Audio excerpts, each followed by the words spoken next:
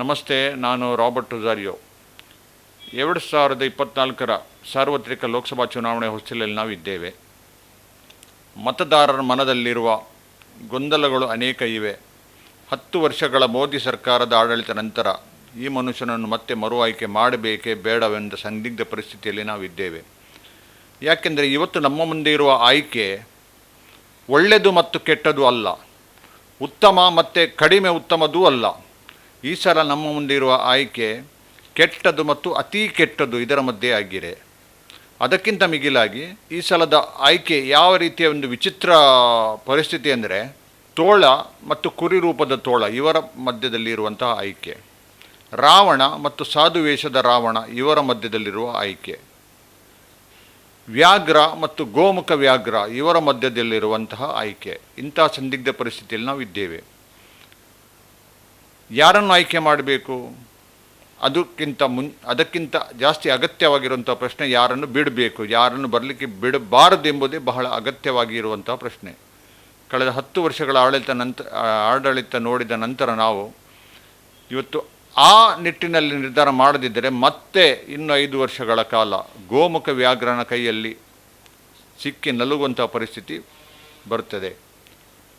ಅನೇಕರು ಹೇಳೋದುಂಟು, ಏನು what is the alternative ಅಂಥೇಳಿ. ಆಲ್ಟರ್ನೇಟಿವ್ ಈ ಸಲ ಅಷ್ಟೇ, ವ್ಯಾಘ್ರ ಮತ್ತು ಗೋಮುಖ ವ್ಯಾಘ್ರವನ್ನು ಅರ್ಥ ಮಾಡಿಕೊಳ್ಳಿ, ಇದರಲ್ಲಿ ಯಾರು ಹೆಚ್ಚು ಅಪಾಯಕಾರಿ. ನಾವಿಲ್ಲಿ ಅರ್ಥ ಮಾಡಿಕೊಳ್ಳಬೇಕಾದದ್ದು,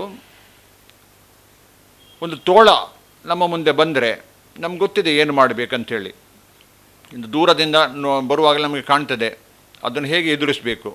ಒಂದೇ ಏನಾದರೂ ಶಸ್ತ್ರಸಜ್ಜಿತವಾಗಿ ಅದನ್ನು ಎದುರಿಸಬೇಕು, ಅಥವಾ ನಮ್ಮ ಪಾಡಿಗೆ ನಾವು ಅಲ್ಲಿಂದ ಜಾಗ ಖಾಲಿ ಮಾಡಬೇಕು, ಓಡಿ ನಮ್ಮನ್ನು ಬಚಾವ್ ಮಾಡಬೇಕು, ಅಥವಾ ಕಿರುಚಾಡಿ ಬೊಬ್ಬೆ ಹಾಕಿ ಬೇರೆಯವರನ್ನು ಸಹಾಯಕ್ಕೆ ಕರೆದು ನಾವು ಒಟ್ಟಾಗಿ ಅದನ್ನು ಎದುರಿಸಬೇಕು. ಈ ಆಯ್ಕೆಗಳು ನಮ್ಮ ಮುಂದೆ ಇವೆ. ಆದರೆ ಒಂದು ಕುರಿ ರೂಪದ ತೋಳ ನಮ್ಮ ಮುಂದೆ ಬಂದರೆ, ಹತ್ತಿರ ಬರುವಾಗ ನಮಗೆ ಕುರಿ ಬಂದಂತೆ ಕಾಣುತ್ತೆ, ಏನು ಅಪಾಯ ಇಲ್ಲ, ಭಾಳ ಸಂತೋಷದಿಂದ. ಯಾವಾಗ ಹತ್ತಿರ ನಮಗೆ ಬಂತು ಆಗ ಗೊತ್ತಾಯ್ತದ್ದು ತೋಳ ಅಂಥೇಳಿ. ಆವಾಗ ಅದು ಬಹಳ ಲೇಟ್ ಆಗಿದೆ. ಯಾಕೆಂದರೆ ತೋಳ ನಮ್ಮ ಮೇಲೆ ಬುಗಿ ಬೀಳುತ್ತೆ, ನಮ್ಮನ್ನೇ ನಾವು ಬಚಾವ್ ಮಾಡೋ ಪರಿಸ್ಥಿತಿಯಲ್ಲಿ ಇರುವುದಿಲ್ಲ. ಇದು ಜಾಸ್ತಿ ಅಪಾಯಕಾರಿ. ಹಾಗಾಗಿ ತೋಳ ಮತ್ತು ಕುರಿ ರೂಪದ ತೋಳ ಜಾಸ್ತಿ ಅಪಾಯಕಾರಿ, ರಾವಣಗಿಂತ ಸಾಧು ವೇಷದ ರಾವಣ ಜಾಸ್ತಿ ಅಪಾಯಕಾರಿ, ವ್ಯಾಘ್ರಕ್ಕಿಂತ ಗೋಮುಖ ವ್ಯಾಘ್ರ ಜಾಸ್ತಿ ಅಪಾಯಕಾರಿ. ಅದಕ್ಕೋಸ್ಕರ ಈ ಅಪಾಯಕಾರಿಯ ವ್ಯವಸ್ಥೆಯನ್ನು ಅಥವಾ ವ್ಯಕ್ತಿಯನ್ನು ಅಥವಾ ಪಕ್ಷವನ್ನು ದೂರ ಇಡೋದು ಬಹಳ ಅಗತ್ಯ. ಯಾಕೆಂದರೆ ಕಳೆದ 10 ವರ್ಷಗಳಲ್ಲಿ ಈ ಗೋಮುಖ ವ್ಯಾಘ್ರ ನಮ್ಮನ್ನು ಯಾವ ರೀತಿಯಲ್ಲಿ ಯಾವಂಥ ಕೂಪಕ್ಕೆ ತಳ್ಳಿದೆ ಎಂಬುದನ್ನು ನಾವು ಅರ್ಥ ಮಾಡಿಕೊಳ್ಳೋದು ಬಹಳ ಅಗತ್ಯ. ಮತ್ತೊಂದು ವಿಚಿತ್ರ ಸಂಗತಿ ಅಂದರೆ, ಈ ಸಲದ ಚುನಾವಣೆ ಯಾವ ಪಕ್ಷಗಳ ಮಧ್ಯೆ ಅಲ್ಲ, ಒಬ್ಬ ವ್ಯಕ್ತಿ ಮತ್ತು ಬೇರೆ ಎಲ್ಲರ ವಿರುದ್ಧ. ಒಂದು ಕಡೆ ಜನತೆ, ಮತ್ತೊಂದು ಕಡೆ ಒಂದು ವ್ಯಕ್ತಿ. ಇದನ್ನು ನಾನು ಸೃಷ್ಟಿ ಮಾಡೋದಲ್ಲ, ಸ್ವತಃ ಆ ಆಡಳಿತದ ಮಹಾಮಾನವನೇ ಸೃಷ್ಟಿ ಮಾಡಿದಂಥ ಸಂಗತಿ ಇದು. ನೋಡಿ, ನಾವು ಕೇಳ್ತೇವೆ ರಾಜಕೀಯ ಪಕ್ಷಗಳು ಅವುಗಳ ಪ್ರಣಾಳಿಕೆ ಮತ್ತು ಒಂದು ನೇತೃತ್ವ ಅಂತ ಇದೆ, ಅದು ಇರಲೇಬೇಕಾದಂಥ. ಆದರೆ ಈ ಸಲದ ಪರಿಸ್ಥಿತಿ ಯಾವ ಮಟ್ಟಕ್ಕೆ ಬಂದಿದೆ ಅಂದರೆ, ಈ ಸಲ ಪಕ್ಷಕ್ಕೆ ಪ್ರಣಾಳಿಕೆ ಇಲ್ಲ, ಈ ಸಲ ಮೋದಿಯ ಗ್ಯಾರಂಟಿ. ಅಂದರೆ ಪಕ್ಷದ ಪ್ರಣಾಳಿಕೆ ಹೋಗಿ ಒಬ್ಬ ವ್ಯಕ್ತಿಯ ಗ್ಯಾರಂಟಿಗೆ ಬಂದು ನಿಂತಿದೆ. ಪಕ್ಷ ಹೋಗಿ ಒಬ್ಬ ವ್ಯಕ್ತಿಯ ಪರಿವಾರ, ಮೋದಿ ಪರಿವಾರಕ್ಕೆ ಬಂದಿದೆ. ಅಂದರೆ ಎಲ್ಲವೂ ಒಂದು ವ್ಯಕ್ತಿ ವರ್ಸಸ್ ಎವ್ರಿಬಡಿ ಎಲ್ಸ್ ಅಂತಹ ಒಂದು ಪರಿಸ್ಥಿತಿ. ಮತ್ತು ಈ ಮನುಷ್ಯ ಮಾಡಿದಂತಹ ಕೆಲಸಗಳು ಎಷ್ಟು ನಮಗೆ ಒಳಿತಾಗಿವೆ ಕೆಡುತ್ತಾಗಿವೆ ಅಂತ ನಾವು ಅರ್ಥ ಮಾಡಿಕೊಳ್ಬೇಕಾದ್ರೆ, ಈ ಮನುಷ್ಯನನ್ನು ಅಧಿಕಾರಕ್ಕೆ ಬರಲು ಮೊದಲು 2014ರಲ್ಲಿ ಅಧಿಕಾರಕ್ಕೆ ತರಲು ಶ್ರಮಿಸಿದ ಕಷ್ಟಪಟ್ಟ ಜನ ಇವತ್ತು ಏನು ಹೇಳ್ತಾ ಇದ್ದಾರೆ, ಅವರ ಅಭಿಪ್ರಾಯದಲ್ಲಿ ಬಹಳ ಅಗತ್ಯ ಕಾಣ್ತದೆ. ನಮಗೆ ಬಹಳ ಮನ್ನಣೆ ಕೊಡಬೇಕಾಗ್ತದೆ ನಾವು. ನೋಡಿ, ಒಂದು 2014ರ ಚುನಾವಣೆಯ ಚಿತ್ರವನ್ನು ನಾವು ಮತ್ತೆ ವಾಪಸ್ ಅಲ್ಲಿಗೆ ಹೋಗಿ ನೋಡಿದರೆ, ಒಂದು ರಾಜ್ಯದಲ್ಲಿದ್ದ ಒಬ್ಬ ವ್ಯಕ್ತಿ, ಒಂದು ಮುಖ್ಯಮಂತ್ರಿ ಆಗಿದ್ದಂಥ ವ್ಯಕ್ತಿ ಯಾವ ರೀತಿಯಲ್ಲೂ ಕೇಂದ್ರಕ್ಕೆ ಬರಲಿಲ್ಲ, ಸಾಧ್ಯ ಇರದಂತಹ ಒಂದು ಪರಿಸ್ಥಿತಿಯಲ್ಲಿ, ಅದು ಕೂಡ ತನ್ನದೇ ಪಕ್ಷದಲ್ಲಿ BJPಲಿ ಈ ಪಕ್ಷ ಯಾವ ರೀತಿಯಲ್ಲೂ ಕೇಂದ್ರಕ್ಕೆ ಬರಲು ಆಸ್ಪದನೆ ಇರದಂತಹ ಸ್ಥಿತಿಯಲ್ಲಿ ಅವರನ್ನು ಕೇಂದ್ರ ಸ್ಥಾನಕ್ಕೆ ತರಲು ಪ್ರಮುಖವಾಗಿ ಶ್ರಮಿಸಿದಂತಹ 3 ಜನ ವ್ಯಕ್ತಿಗಳು. ಆ 3 ಹೆಸರುಗಳು, ಒಂದು ಅರುಣ್ ಶೌರಿ, ರಾಮ್ ಜೇಠ್ಮಲಾನಿ ಮತ್ತು ಸುಬ್ರಹ್ಮಣ್ಯಂ ಸ್ವಾಮಿ.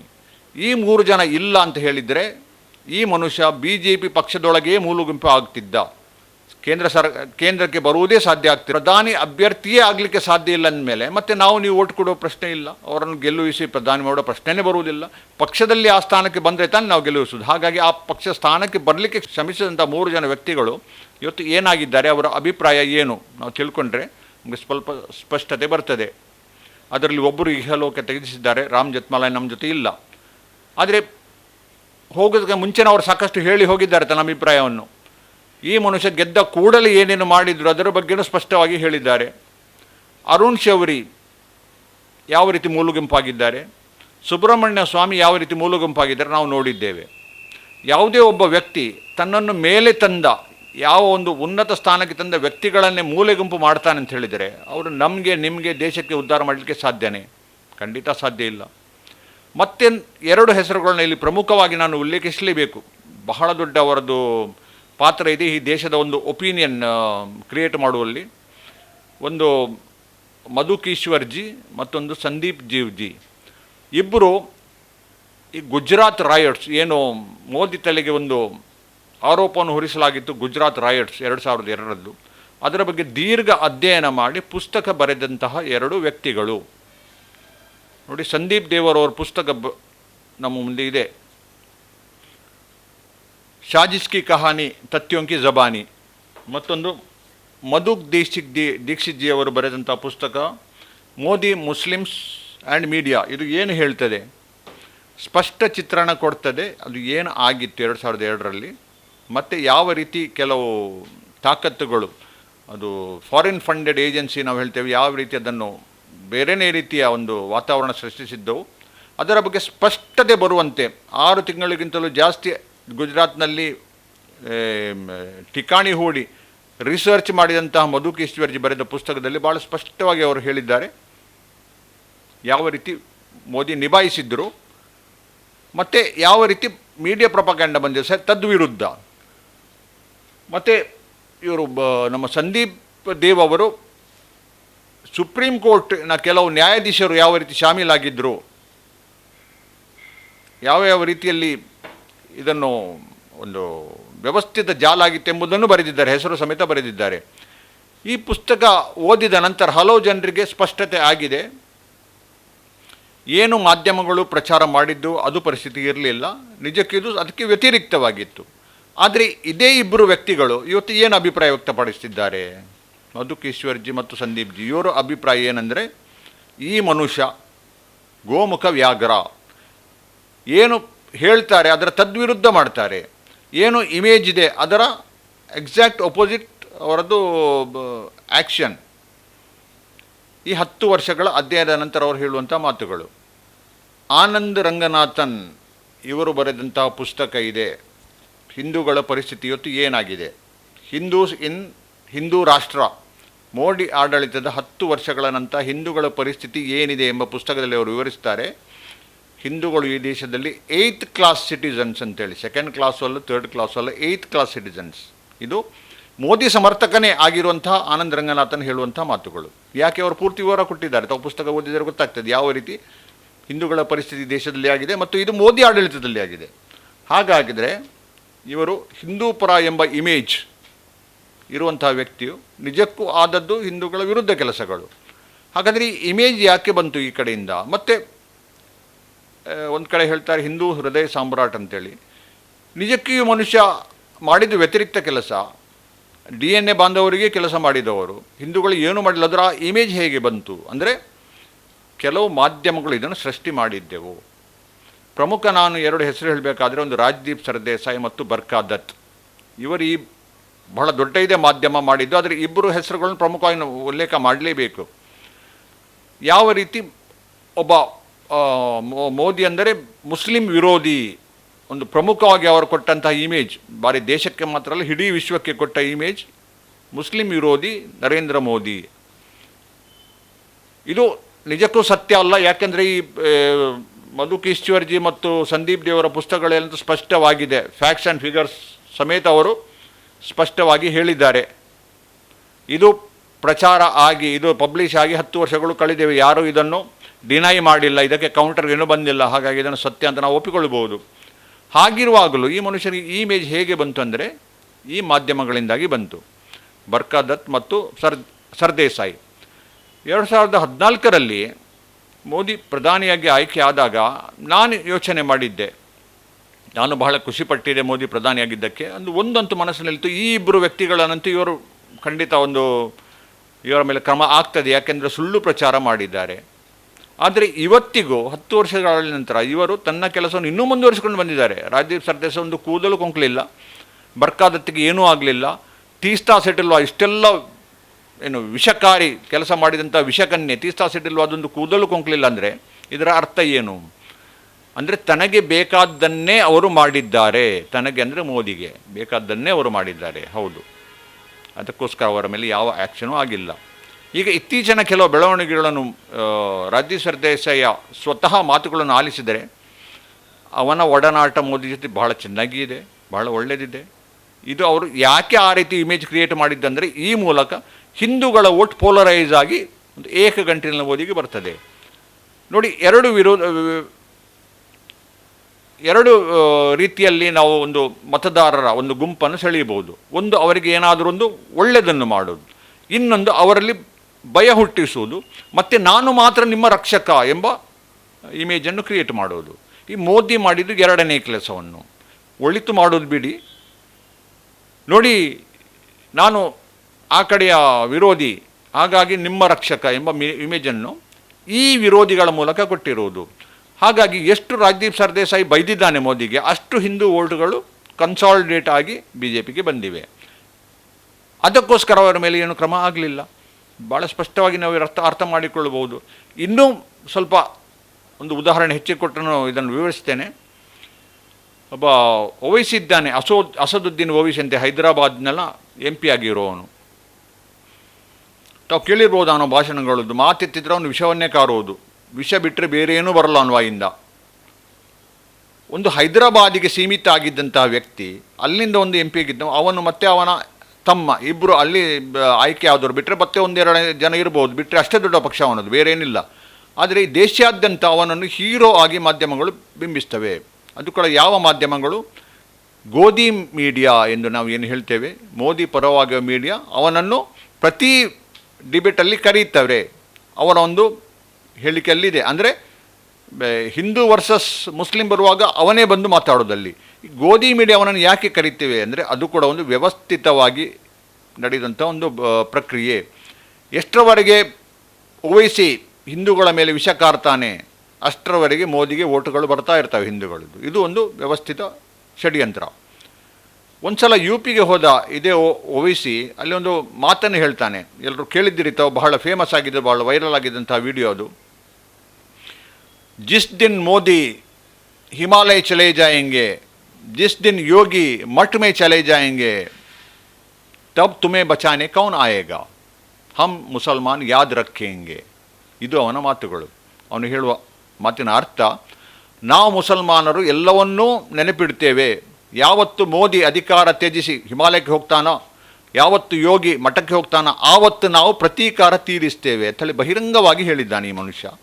ಅವನ ಮೇಲೆ ಏನು ಆ್ಯಕ್ಷನ್ ಆಗಿದೆ, ಏನು ಕ್ರಮ ಆಗಿದೆ ಅಂತ ಹೇಳಿದರೆ ಏನೂ ಆಗಿಲ್ಲ.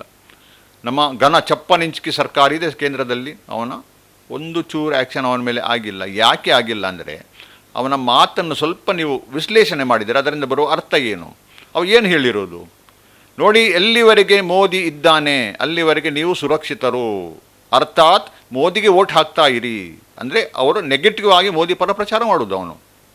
ಎಲ್ಲಿವರೆಗೆ ಈ ಇಬ್ಬರು ಇರ್ತಾರೆ ನಿಮ್ಮನ್ನು ಯಾರು ಏನು ಮಾಡಲಿಕ್ಕೆ ಆಗೋದಿಲ್ಲ, ನಾನು ಬಂದು ನಿಮ್ಮನ್ನು ನುಂಗಿ ಹಾಕಲಿಕ್ಕೆ ಆಗೋದಿಲ್ಲ. ಅದಕ್ಕೋಸ್ಕರ ಯಾವ ದಿನ ಮೋದಿ ಇಲ್ಲದಾಗ್ತಾರೆ ಆವತ್ತು ನಾನು ಬಂದು ನಿಮ್ಮನ್ನು ನುಂಗಿ ಹಾಕ್ತೇನೆ, ಅದಕ್ಕೋಸ್ಕರ ಮೋದಿಗೆ ವೋಟ್ ಹಾಕ್ತಾ ಇರಿ ಅಂತೇಳಿ ಯಾವ ಮನುಷ್ಯ ಹೇಳೋದು. ಹಾಗಿರಬೇಕಾದ್ರೆ ಇವನು ಮೋದಿ ಪರ ಪ್ರಚಾರ ಮಾಡುವವನಲ್ಲೇ ಅವನ ಮೇಲೆ ಯಾಕೆ ಆ್ಯಕ್ಷನ್ ಆಗ್ತದೆ? ಆಗುವುದಿಲ್ಲ. ನೋಡಿ, ಒಂದು ಹೈದರಾಬಾದಿಗೆ ಸೀಮಿತ ಆಗಿರುವ ವ್ಯಕ್ತಿ ಇಡೀ ದೇಶದಲ್ಲಿ ಹೋಗಿ ಕಾರ್ಯಕ್ರಮಗಳನ್ನು ಮಾಡ್ತಾನೆ, ಪ್ರಚಾರ ಮಾಡ್ತಾನೆ, ಸಾಕಷ್ಟು ದುಡ್ಡು ವೇಸ್ತಾನೆ. ದುಡ್ಡು ಎಲ್ಲಿಂದ ಬರುತ್ತೆ? ಕೆಲವು ಸೂತ್ರಗಳ ಪ್ರಕಾರ BJP ಅವನನ್ನು ಸ್ಪಾನ್ಸರ್ ಮಾಡ್ತದೆ, ದುಡ್ಡಿನ ಸಹಕಾರ ಕೊಟ್ಟು. ಯಾಕೆಂದರೆ ಎಲ್ಲೆಲ್ಲಿ ಅವನು ಹೋಗ್ತಾನೆ ವಿಷ ಕಾರ್ತಾನೆ ಅಲ್ಲಿ ಹಿಂದೂಗಳ ಓಟುಗಳು BJPಗೆ ಬರ್ತವೆ. ಹಾಗಾಗಿ ಹಿಂದೂಗಳು ಏನೂ ಮಾಡಬೇಕಾಗಿಲ್ಲ, ಪಾಸಿಟಿವ್ಗಳು ಇವನಿಂದ ವಿಷ ಕಾರಿಸಿದರೆ ಸಾಕು. ಅದೇ ಕೆಲಸವನ್ನು BJP ಈವರೆಗೆ ಮಾಡಿಕೊಂಡು ಬಂದಿರೋದು, ಮೋದಿ ಮಾಡಿಕೊಂಡು ಬಂದಿರೋದು. ಇವತ್ತಾದರೂ ನಮಗೆ ಆ ಅರ್ಥ ಆಗದಿದ್ದರೆ ಮುಂದೆ ಬಹಳ ದೊಡ್ಡ ಗಂಡಾಂತರ ನಮಗೆ ಕಾದಿದೆ. ಈಗ ನಿನ್ನೆ ಮೊನ್ನೆ ಮಾತಾಡ್ತಿರ್ಬೇಕಾದ್ರೆ ಈ ಸಲ ಗೊತ್ತಾಯಿತು ಬಹುಶಃ ತನ್ನ ಏನು ಡೆವಲಪ್ಮೆಂಟ್ ಅಜೆಂಡಾ ಮೂಲಕ ಇತ್ತು ಇವರ, ನಾನು ಮೋದಿ ಅಂದರೆ ಡೆವಲಪ್ಮೆಂಟ್, ಈಗ ಡೆವಲಪ್ಮೆಂಟ್ ಟುಸ್ ಆಗಿದೆ ಅಂತ ತಾನೇ ಒಪ್ಪಿಕೊಂಡಿದ್ದಾರೆ. ಯಾಕೆಂದರೆ ಒಂದು 4 ದಿನಗಳ ಹಿಂದೆ ಅವರ ಭಾಷಣ ಉತ್ತರ ಭಾರತದ ಒಂದು ಪ್ರದೇಶದಲ್ಲಿ 10 ವರ್ಷಗಳಿಗಿಂತ ಹೆಚ್ಚು ಹಿಂದೆ ಇದ್ದ ಸರ್ಕಾರದ ಬಗ್ಗೆ, ಅದರ ಪಾಲಿಸಿಯ ಬಗ್ಗೆ ಮಾತಾಡಲಿಕ್ಕೆ ಶುರು ಮಾಡಿದ್ದಾರೆ. ನೋಡಿ, ಅವರು ಮನಮೋಹನ್ ಸಿಂಗ್ ಹೇಳಿಕೆ ಕೊಟ್ಟಿದ್ದರು ರಿಸೋರ್ಸಸ್ಗಳ ಮೇಲೆ ಮುಸಲ್ಮಾನರ ಪ್ರಥಮ ಆದ್ಯತೆ ಅಂತ ಹೇಳಿ, ಅದನ್ನು ಇವರು ಉಲ್ಲೇಖ ಇವತ್ತು ಮಾಡಿದ್ದಾರೆ. ಇದೇನರ್ಥ? ಇವರ ಡೆವಲಪ್ಮೆಂಟ್ ಅಜೆಂಡಾ ಇಲ್ಲಿಗೆ ಟುಸ್ ಆಯಿತು. ಅದು ಅಲ್ಲಿ ಇರಲಿ. ಹಾಗಾದರೆ ಅವತ್ತು ಮನಮೋಹನ್ ಸಿಂಗ್ ಏನು ಹೇಳಿದ್ರು ಅದನ್ನು ಹೇಳಿದ್ದಷ್ಟೇ, ಅವರು ಜಾರಿ ಮಾಡಲಿಲ್ಲ. ರಿಸೋರ್ಸ್ಗಳ ಮೇಲೆ ಅಲ್ಪಸಂಖ್ಯಾತರಿಗೆ ಪ್ರತ್ಯೇಕವಾಗಿ ಮುಸಲ್ಮಾನರಿಗೆ ಆದ್ಯತೆ ಸಿಗಬೇಕಂತ ಹೇಳಿದರು. ಅವರ ಸರ್ಕಾರ ಹೋಯಿತು, ಮೋದಿ ಸರ್ಕಾರ ಬಂತು. ಆಮೇಲೆ ಏನಾಯಿತು ಅದು ನಾವು ತಿಳ್ಕೊಳ್ಳೋದು ಬಹಳ ಅಗತ್ಯ. ಆಮೇಲೆ ಏನಾಯ್ತಂದರೆ, ಏನು ಮನಮೋಹನ್ ಸಿಂಗ್ ಮಾತಿನಲ್ಲಿತ್ತು ಅದನ್ನು ಕೃತಿಗೆ ಇಳಿಸಿದ ಮನುಷ್ಯ ಇದೇ ಮಹಾಮಾನವ ನರೇಂದ್ರ ದಾಮೋದರ ದಾಸ್ ಮೋದಿ. ಹೌದು ಮಿತ್ರರೇ, ದಾಖಲೆ ಸಮೇತ ಹೇಳ್ತಾನೆ, ಪುಸ್ತಕನೂ ಬಂದಿದೆ ಇದರ ಬಗ್ಗೆ. ಇದೇ ನಮ್ಮ ಸಂದೀಪ್ ದೇವ್ ಅವರು ಹಿಂದಿಯಲ್ಲಿ ಒಂದು ಪುಸ್ತಕವನ್ನು ಹೊರತಂದಿದ್ದಾರೆ, all facts and figures. Modi ಯಾವ ರೀತಿಯಲ್ಲಿ ಮುಸಲ್ಮಾನರ ಓಲೈಕೆಗೆ ಮಿತಿಮೀರಿದ ಓಲೈಕೆ ಮಾಡಿದ್ದಾರೆ ಎಲ್ಲ ವಿವರಗಳ ಸಮೇತ ಪುಸ್ತಕ ಬಂದಿದೆ. ಪುಸ್ತಕ ತಮಗೆ ಫ್ರೀಯಾಗಿ ಸಿಗ್ತದೆ, ನೀವು ಈ ಕಾಪಿಯನ್ನು ಡೌನ್ಲೋಡ್ ಮಾಡಿ ಓದಬಹುದು. ಅದರ ಕೆಲವು ಅಂಶಗಳನ್ನು ಕನ್ನಡದಲ್ಲಿ ಟ್ರಾನ್ಸ್ಲೇಟ್ ಮಾಡಿ ನಾನು ಸದ್ಯಕ್ಕೆ ತಮ್ಮ ಮುಂದೆ ಇಡ್ತೇನೆ. ಅದು ಏನನ್ನು ವಿವರಿಸ್ತೇವೆ ಅಂದರೆ, ಕಾಂಗ್ರೆಸ್ ಏನು ತುಷ್ಟೀಕರಣ ಅಂತ ಏನು ಹೇಳ್ತಾರೆ, ಅದು 70 ವರ್ಷಗಳಲ್ಲಿ ಮಾಡಲಿಕ್ಕೆ ಆಗದ ತುಷ್ಟೀಕರಣದ 5 ಪಾಲು 10 ಪಟ್ಟು ಜಾಸ್ತಿ ತುಷ್ಟೀಕರಣ ಮೋದಿ ಮಾಡಿದ್ದಾರೆ. ಇದು ಫ್ಯಾಕ್ಟ್ಸ್. ಅದು ಹೇಳುವುದೇನು ನೋಡಿ, ಕಾಂಗ್ರೆಸ್ ಅವರಿಗೆ ಕೊಡಬೇಕಂತ ಹೇಳುತ್ತೆ, ನಿಮಗೆ ಇದು ಇಷ್ಟ ಇದೆ ಅಂತ ಇವಾಗ ಪ್ರಶ್ನೆ ಕೇಳೋದು ಈ ಅಂಶ. ಅಂದರೆ ಬರೀ ಸುಳ್ಳು ಮತ್ತು ಸುಳ್ಳುಗಳ ಮೂಲಕ ತಮ್ಮ ಪ್ರಚಾರ ತಂತ್ರ ಮಾಡ್ತಾರೆ. ಅಂದರೆ ನಾವು ಇವತ್ತು ಎಚ್ಚೆತ್ತುಕೊಂಡು ಈ ಗೋಮುಖ ವ್ಯಾಘ್ರನ ನಿಜವಾದ ವ್ಯಾಘ್ರ ಮುಖವನ್ನು ನಾವು ತಿಳ್ಕೊಳ್ಬೇಕಾದದ್ದು ಬಹಳ ಅಗತ್ಯವಾಗಿದೆ. ಇಲ್ಲಾಂದರೆ ಬಹಳ ಲೇಟ್ ಆಗ್ಬೋದು. ಇತ್ತೀಚೆಗೆ ಕೆಲ ದಿನಗಳ ಹಿಂದೆ UPSC ಪರೀಕ್ಷೆಯ ಫಲಿತಾಂಶ ಪ್ರಕಟವಾಯಿತು. UPSC ಅಂದರೆ IAS IPS ಇದರ ಪರೀಕ್ಷೆಯ ಫಲಿತಾಂಶ ಮೊದಲ ಬಾರಿಗೆ, ಇತಿಹಾಸದ ಮೊದಲ ಬಾರದಲ್ಲಿ 51 ಜನ ಮುಸ್ಲಿಮರು ಇದಕ್ಕೆ ಆಯ್ಕೆಯಾಗಿದ್ದಾರೆ. ಇದಕ್ಕೆ ಮುಂಚೆ ಯಾವತ್ತೂ ಆಗಿಲ್ಲ. ಇದಕ್ಕೆ ಕಾರಣ ಏನು? ಅವರು ಶ್ರಮಪಟ್ಟು ಬಂದಿರಬಹುದು ಅಂತ ತಾವು ಯೋಚಿಸಿದಾದರೆ ಅದು ತಪ್ಪು. ಇದು ಮೋದಿಯ ಪಾಲಿಸಿಯ ಕಾರಣದಿಂದಾಗಿ ಬಂದಿರುವುದು. ಯಾಕೆಂದರೆ ಈ ಮನುಷ್ಯ ಅವರಿಗೆ ಕೊಟ್ಟಂಥ ಸವಲತ್ತುಗಳು, ಸೌಲಭ್ಯಗಳು, ಅವರಿಗೆ ಕೊಟ್ಟಂಥ ದುಡ್ಡಿನ ಸಹಾಯ ಮತ್ತು ಕೋಚಿಂಗ್ ಸೆಂಟರ್ಸ್ ಮುಕ್ತವಾಗಿ ಅದು ಯಾವ ಮಟ್ಟಕ್ಕಿದೆ ಅಂದರೆ, ಅವರು ಸಾಮಾನ್ಯ ವ್ಯಕ್ತಿ IAS ಪಾಸ್ ಆಗಬಹುದಂಥ ವ್ಯವಸ್ಥೆಯನ್ನು ಕಲ್ಪಿಸಿದ್ದಾರೆ. ಅದಕ್ಕೋಸ್ಕರ ಇದು ಸಾಧ್ಯ ಆಗಿದೆ. ಹಾಗಾದರೆ ಯಾರು ಯಾರನ್ನು ಹೋಲಿಕೆ ಮಾಡ್ತಾ ಇದ್ದಾರೆ ನಾವಿಲ್ಲಿ ಅರ್ಥ ಮಾಡಿಕೊಳ್ಳುವಂಥದ್ದು ಬಹಳ ಅಗತ್ಯ ಆಗಿದೆ. ನಾನು ಈಗಾಗಲೇ ಹೇಳಿದೆ, ರಾಮ್ ಜೇಠ್ಮಲಾನಿ ಹೆಸರನ್ನು ತೆಗೆದೆ. 2014 ಚುನಾವಣೆಯಲ್ಲಿ ಮೋದಿ ಗೆಲುವಿನ ನಂತರ ಒಂದು 2 ತಿಂಗಳೊಳಗೆ ನಾನು ಅವರನ್ನು ಭೇಟಿಯಾಗಿದೆ ವೈಯಕ್ತಿಕವಾಗಿ. ಡೆಲ್ಲಿಯಲ್ಲಿ ನಮ್ಮದೊಂದು ಸಣ್ಣ ಸಭೆಯನ್ನು ಅಶ್ವಿನಿ ಉಪಾಧ್ಯಾಯ ಅವರು ಏರ್ಪಡಿಸಿದ್ದರು. ಆ ಸಭೆಯಲ್ಲಿ ಮುಖ್ಯ ವ್ಯಕ್ತಿಯಾಗಿ ಭಾಗವಹಿಸಿದರು ವಕೀಲ ರಾಮ್ ಜೇಠ್ಮಲಾನಿ ಅವರು. ಆವತ್ತೇ ಅವರು ಹೇಳಿದರು, ಅಂದರೆ ಮೋದಿ ಅಧಿಕಾರಕ್ಕೆ ಬಂದ ಕೆಲವೇ ದಿನಗಳಲ್ಲಿ ಅವರು ಹೇಳಿದಂಥ ಮಾತು, ಈ ಮನುಷ್ಯನಿಗೆ ನಿಯತ್ತು ಇಲ್ಲ, ಈ ಮನುಷ್ಯ ಏನು ಪ್ರಾಮಿಸ್ ಮಾಡಿದ ಅದನ್ನು ಮಾಡ್ತಾ ಇಲ್ಲ. ನನಗೆ ಅನಿಸುತ್ತಿದ್ದು ಬಹಳ ಬೇಗ ಆಗಿಲ್ವೇ, ಅಧಿಕಾರ ಬಂದ ಕೂಡಲೇ ನೀವು ಆ ರೀತಿ ಒಪಿನಿಯನ್ ಕೊಡುವುದು ಅಥವಾ ಕನ್ಕ್ಲೂಷನ್ ಮಾಡೋದು ತಪ್ಪಲ್ವೇ ಅಂತ ನಾನು ಅನಿಸಿದ್ದಿದೆ. ಆದರೆ ಇವತ್ತು ನನಗೆ ಅನಿಸ್ತಾ ಇದೆ ಅವರು ಹೇಳಿದ್ದು ಸರಿ, ಬಹಳ ಕರೆಕ್ಟಾಗಿ ಅವರು ಹೇಳಿದರು. ಒಂದು ಅವರು ಹೇಳಿದ್ದು ಪ್ರಮುಖ ವಿಷಯ, ರಾಮ್ ಜೇಠ್ಮಲಾನಿಯವರು ಯಾವತ್ತೂ ಎತ್ತಿದಂಥ ಪ್ರಮುಖ ವಿಷಯ ಬ್ಲ್ಯಾಕ್ ಮನಿ. ಬಹಳ ಹೋರಾಟ ಮಾಡಿದ್ದವರು ಬ್ಲ್ಯಾಕ್ ಮನಿ ಬಗ್ಗೆ. ಮತ್ತು ಮೋದಿಯನ್ನು ಸೆಂಟರ್ಗೆ ಪ್ರಧಾನಿ ಆಗಲಿಕ್ಕೆ ಅವ್ರು ರೆಕಮೆಂಡ್ ಮಾಡಿ ಇದೇ ಕಾರಣಕ್ಕೆ, ಅವರು ಬಂದರೆ ಬ್ಲ್ಯಾಕ್ ಮನಿಯನ್ನು ತರ್ತಾರೆ ಎಂಬ ಉದ್ದೇಶಕ್ಕೋಸ್ಕರನೇ ಅವರನ್ನು ಕೇಂದ್ರ ಸ್ಥಾನಕ್ಕೆ ತರಲಿಕ್ಕೆ ಬಹಳ ಶ್ರಮಪಟ್ಟವರು ಅವರು. ಅವರೇ ಹೇಳಿದ್ದು ಈ ಮನುಷ್ಯನಿಗೆ ಯಾವ ನಿಯತ್ತು ಇಲ್ಲ. ಯಾಕೆ ಹೇಳಿದ್ರಂದರೆ, ಅಧಿಕಾರಕ್ಕೆ ಬಂದ ಕೂಡಲೇ ಅವರು ಮಾಡಬೇಕಾದಂಥ ಮೊದಲ ಕೆಲಸ, ಇಲ್ಲಿ ಬ್ಲ್ಯಾಕ್ ಮನಿ ಎಲ್ಲಿದೆ ವಿದೇಶದಲ್ಲಿ ಅಲ್ಲಿಗೆ ಹೋಗಿ ಅಲ್ಲಿ ಅವರು ಇನ್ಫಾರ್ಮೇಷನ್ ಕೊಡಲಿಕ್ಕೆ ತಯಾರಾಗಿದ್ದಾರೆ. ಎಂಥ ಪರಿಸ್ಥಿತಿ ಇತ್ತಂದರೆ, ಅವರು ಉಚಿತವಾಗಿ ಇನ್ಫಾರ್ಮೇಷನ್ ಕೊಡಲಿಕ್ಕೆ ತಯಾರಾಗಿರುವಾಗ ಒಬ್ಬ ಸರ್ಕಾರದ ಪ್ರತಿನಿಧಿಯನ್ನು ಕಳಿಸಿ ಮಾಡಬೇಕಾಗಿತ್ತು. ಈಗ ಮೋದಿ ಸ್ವತಃ ಹೋಗಬೇಕಾಗಿಲ್ಲ, ಯಾರನ್ನೋ ಒಬ್ಬರನ್ನು ಕಳಿಸ್ಬೋದು, ಸ್ವತಃ ಇವರನ್ನೇ ಕಳಿಸ್ಬೋದಾಗಿತ್ತು. ರಾಮ್ ಜೇಠ್ಮಲಾನಿ ಅವರನ್ನು ಕಳಿಸಿದರೆ ಇವರು ಹೋಗಿ ಕೆಲಸ ಮಾಡ್ತಿದ್ರು. ಆದರೆ ಅವರು ಮಾಡಲಿಲ್ಲ. 1 ದಿನ 2 ದಿನ 1 ತಿಂಗಳು 2 ತಿಂಗಳು ಪಾಸ್ ಆದರೂ ಮಾಡಲಿಲ್ಲ. ಆವತ್ತೇ ಅವರು ಕನ್ಕ್ಲೂಷನ್ ಮಾಡಿದರು ಈ ಮನುಷ್ಯ ಮಾಡುವುದಿಲ್ಲ ಅಂತೇಳಿ. ಇವತ್ತು ಅಕ್ಷರಶಃ ನಿಜ ಆಗಿದೆ. ಅದು 10 ವರ್ಷಗಳ ನಂತರ ₹1 ಬ್ಲ್ಯಾಕ್ ಮನಿ ವಾಪಸ್ ಬಂದಿಲ್ಲ. ಅದರ ತದ್ವಿರುದ್ಧವಾಗಿ ಅದರ 2 ಪಟ್ಟು 3 ಪಟ್ಟು ಜಾಸ್ತಿ ಬ್ಲ್ಯಾಕ್ ಮನಿಯಲ್ಲಿ ರಾಶಿಯಾಗಿದೆ. ಹಾಗಾದರೆ ಈ ಮನುಷ್ಯ ಬರೀ ಜುಮ್ಲಾ ಮತ್ತು ಜುಮ್ಲೇಂದ್ರ ಮಾತ್ರ ಏನು ಹೇಳ್ತಾನೆ ಅದಕ್ಕೆ ತದ್ವಿರುದ್ಧವಾಗಿ ಕೆಲಸ ಮಾಡೋದು. ಬಾಂಗ್ಲಾದೇಶಿ ನುಸುಳುಕೋರರನ್ನು ವಾಪಸ್ ಹೋಗಬೇಕಾ ಬೇಡವಾ, ಜನರನ್ನು ಪ್ರಶ್ನೆ ಮಾಡ್ತಿದ್ರು. ವಾಪಸ್ ಹೋಗಬೇಕಾದ್ರೆ ನನಗೆ ಓಟು ಕೊಡಿ ಹೇಳಿದಂಥ ಮನುಷ್ಯ ಇವತ್ತು ಏನಾಗಿದೆ ಅಂದರೆ ನುಸುಳುಕೋರರಿಗೆ ಡೆಲ್ಲಿಯಲ್ಲಿ ಫ್ಲ್ಯಾಟ್ಗಳನ್ನು ಕಟ್ಟಿಸಿಕೊಟ್ಟಿದ್ದಾರೆ. ಕಾಂಗ್ರೆಸ್ ಆಡಳಿತದಲ್ಲಿ ಎಷ್ಟು ನುಸುಳುಕೋರನ್ನು ಹೊರಗೆ ದಬ್ಬಲಾಗ್ತಿತ್ತು ಅದರ 1% ಒಂದು 10-20% ಕೂಡ ಹೊರ ದಬ್ಬಲಿಕ್ಕೆ ಈ ಮನುಷ್ಯನಿಂದ ಸಾಧ್ಯ ಆಗಲಿಲ್ಲ ಅಥವಾ ಮಾಡಲಿಲ್ಲ. ಇದರ ಅಂಕಿಅಂಶಗಳು ತಮಗೆ ಲಭ್ಯ ಇದೆ. ನಾನು ಈಗಾಗಲೇ ಹೇಳಿದೆ, ಸಂದೀಪ್ ದೇವ್ ಅವರ ಪುಸ್ತಕದಲ್ಲಿ ಎಲ್ಲ ಅಂಕಿಅಂಶಗಳು ಇದೆ. ಕಾಂಗ್ರೆಸ್ ಆಡಳಿತದಲ್ಲಿ ಎಷ್ಟು ನುಸುಳುಕೋರನ್ನು ಹೊರದಬ್ಬಲಾಗ್ತಿತ್ತು ಮತ್ತು ಮಹಾಮಾನವನ ಕಾಲದಲ್ಲಿ ಎಷ್ಟು ಹೊರದಬ್ಬಲಾಗಿದೆ ಎಲ್ಲ ಅಂಕಿಅಂಶಗಳು ನಿಮಗೆ ಸಿಗ್ತವೆ. ಹೊರದಬ್ಬುವುದು ಬಿಡಿ, ಅವರಿಗೆ ವಾಸ್ತವ್ಯ ಮಾಡಿಕೊಡಲಾಗ್ತಾ ಇದೆ. ಇದು ಈ ಮನುಷ್ಯ ಮಾಡುವಂಥ ಗನಂದಾರಿ ಕೆಲಸ.